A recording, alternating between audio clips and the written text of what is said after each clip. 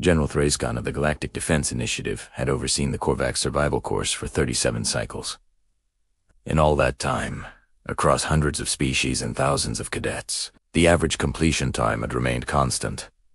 367 standard days. The record holders, a pair of Zenthian shock troops bred specifically for endurance, had managed it in 290 days.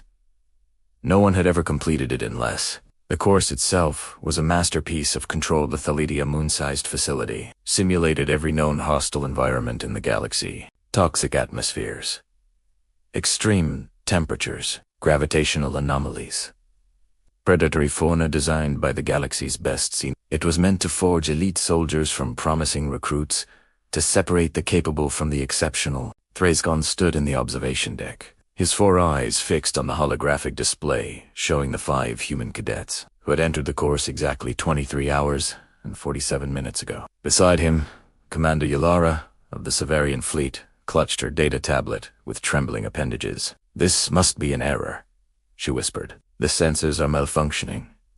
"I've checked them twice," Thraskon replied, his mandibles clicking nervously. "The readings are accurate. The humans had designated themselves as Team Terra.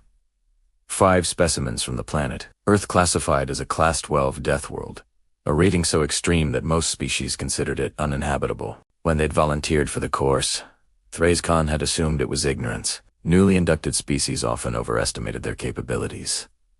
He'd been catastrophically wrong. The tactical display showed their progress as a bright blue line cutting through the simulation. Zones, like a plasma blade through flesh. Zone 1. Acidic swamp lands designed to take 30 days of careful navigation. The humans had jogged through it in 4 hours, seemingly unbothered by the caustic mist that would blister Severian skin in seconds. "They're not even wearing full environmental suits," Ylara noted, her voice rising in pitch. "That one, the female with the dark skin, she's in a sleeveless shirt." Zone 2.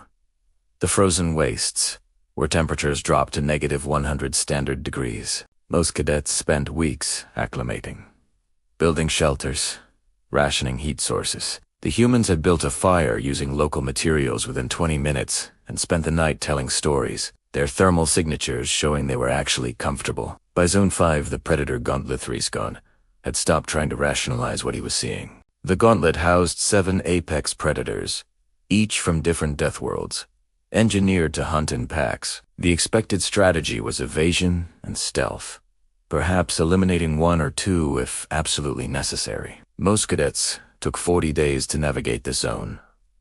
Team Terra had gone hunting. "Sir?" a junior technician called out. "The humans are?" "They're barbecuing the Korvax Alpha." On screen, the 5 humans sat around a makeshift campfire, roasting chunks of meat from the 6-legged monstrosity that had been specifically designed to be on. One of them, the stocky male they called Rodriguez, was using the creature's own claw as a skewer. "How did they even kill it?" Ylara demanded. "According to the logs," the technician said weakly. "One of them punched it repeatedly, while the others distracted it with thrown rocks." Thraskon felt something he hadn't experienced in decades of military service.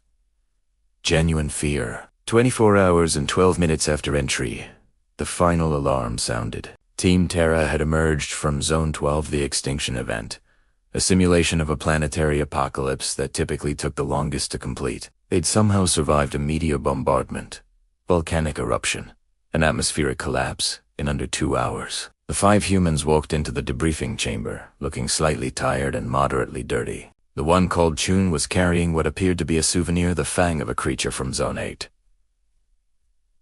"That was fun," she said, grinning. "Does the advanced course have different challenges, or just more of the same?" Thrasakon's translator took several seconds to process her words, as if the device itself was struggling to accept their implications. "Advanced course," he managed. "Yeah," the human leader, Morrison, added.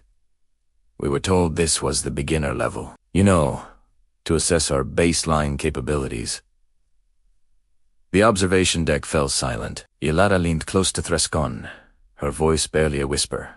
"General, when they said Earth was a death world, I thought it was an exaggeration, a clerical error perhaps."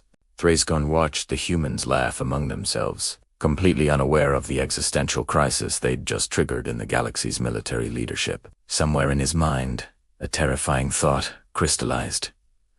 If this was what Earth's average soldiers could do, what were their actual warriors capable of? "Commander," he said slowly, "I believe we need to completely recalibrate our threat assessment protocols, and perhaps send a diplomatic gift basket to Earth. A very large one." Morrison looked up at the observation window and waved cheerfully. Thraskon, S species. Didn't sweat, but if they could, he would have been drenched.